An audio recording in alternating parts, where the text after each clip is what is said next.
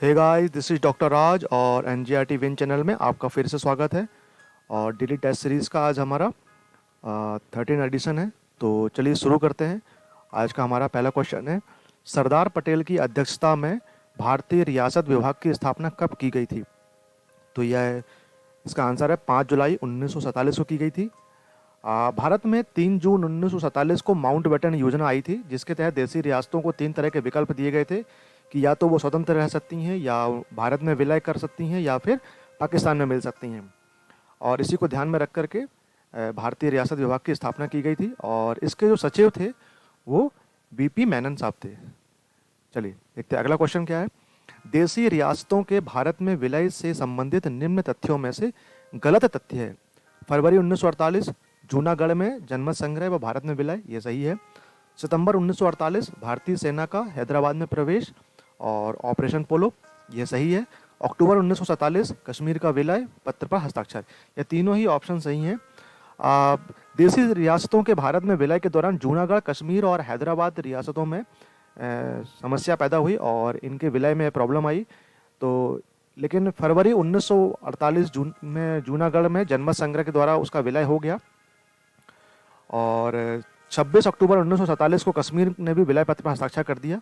Actually 22 अक्टूबर 1947 को कश्मीर में पाकिस्तानी की ओर से घुसपैठिए प्रवेश किए और उसको लेकर के हरी सिंह द्वारा भारत से सैन्य सहायता मांगी गई 24 अक्टूबर को, लेकिन विलय पत्र पर हस्ताक्षर उन्होंने किए नहीं थे। तत्पश्चात 26 अक्टूबर को विलय पत्र पर हस्ताक्षर किए उन्होंने और भारत द्वारा सैन्य सहायता पहुंचाई गई।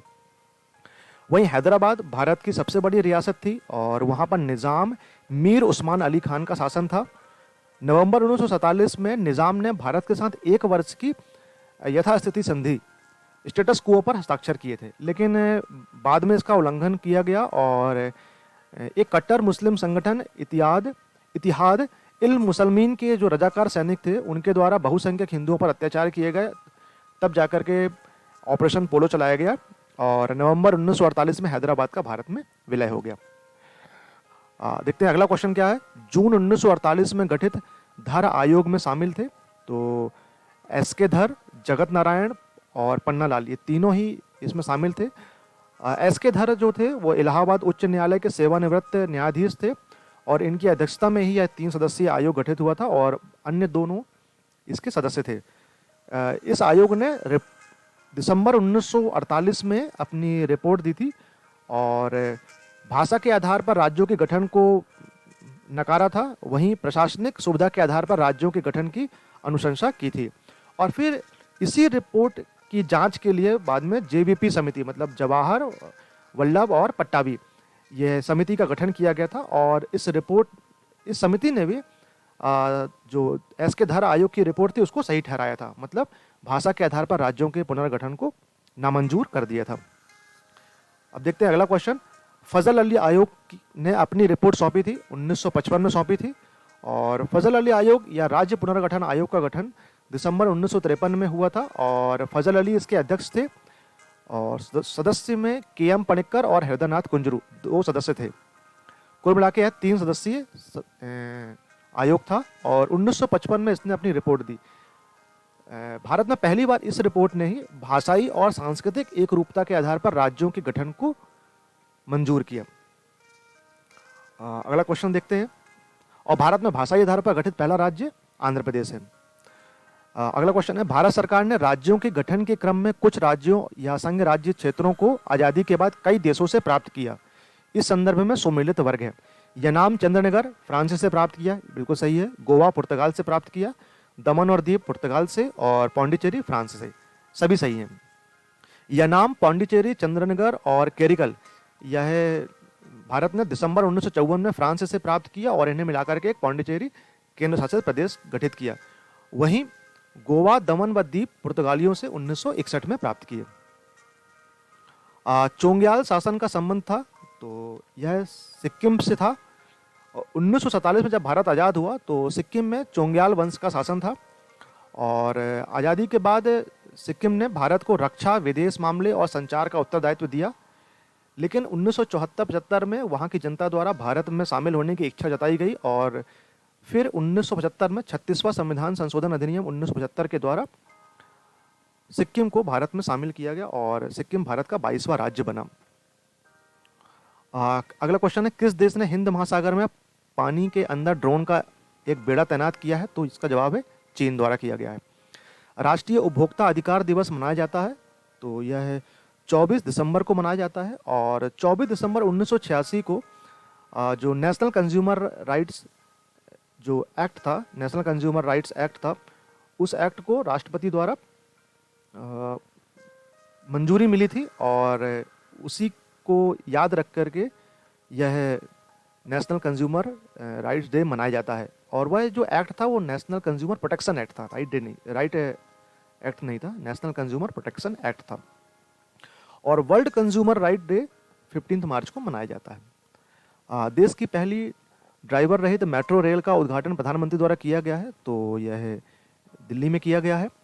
और वेनेडियम जैसे दुर्लभ धातु को किस राज्य में खोजा गया है? तो यह अरुणाचल प्रदेश में खोजा गया है। वेनेडियम में जो 80% जो वेनेडियम जो प्रोड्यूस होता है उसका 80% भाग स्टील एडिटिव के रूप में यूज़ किया जाता है, मतलब वेनेडियम को स्टील के साथ मिलाकर एलॉय बनाया जाता है और यह एलॉय जो होता है बहुत टफ होता है, इसीलिए इस एलॉय का इस्तेमाल जो होता है वो आर्मर प्लेट्स, एक्सेल, टूल्स और पिस्टन रॉड्स आदि बनाने में होता है।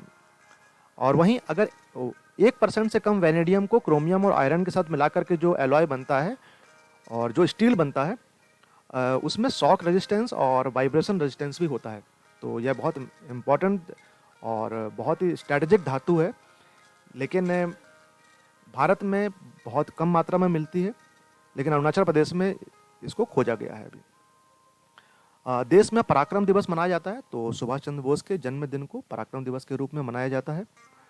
और अगला क्वेश्चन है, वर्ष 2021 का सुभाष चंद्र बोस आपदा प्रबंधन पुरस्कार दिया गया है, तो यह है राजेंद्र कुमार भंडारी को दिया गया है इन इंडिविजुअल कैटेगरी में।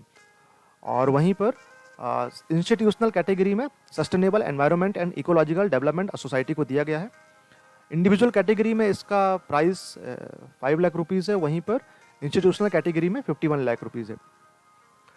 राजेंद्र कुमार भंडारी जी द्वारा ये भारत में जो जियो हजार्ड्स है उसकी साइंटिफिक स्टडी के पायोनियर माने जाते हैं और वहीं पर लैंडस्लाइड्स की स्टडी को लेकर के भी इन्होंने भारत में महत्वपूर्ण कार्य किया है। तो यहाँ पर हमारे सभी क्वेश्चन समाप्त होते हैं और हमारे साथ जुड़े रहने के लिए थैंक यू। और हमारे 13th एडिशन कंप्लीट हो चुके हैं और हम एक नया प्रोग्राम लाने का विचार कर रहे हैं जिस पर हमारी तैयारी चल रही है, जो कि Madhya Pradesh public service commission के मेंस को फोकस करके बनाया जा रहा है, जिससे आपकी प्री की भी तैयारी हो सकेगी। तो बहुत जल्द उसको हम आपके सामने लाएंगे और उसके लिए ज़रूरी है कि आप हमारे साथ जुड़े रहें। तो हमारे चैनल को लाइक, शेयर, सब्सक्राइब ज़रूर करें और इंतज़ार करें हमारे अगले वीडियो का। और बहुत ही कम समय में मोर देन 1000 व्यूज़ हमें मिल चुके हैं और चंद दिन हमें अभी इस प्रोग्राम को स्टार्ट किए हुए हैं। तो इस सहयोग के लिए आप सभी का बहुत बहुत धन्यवाद और जुड़े रहिए हमारे साथ और तब तक के लिए खुश रहिए, लगे रहिए, मंजिल मिलेगी ज़रूर। Thank you so much.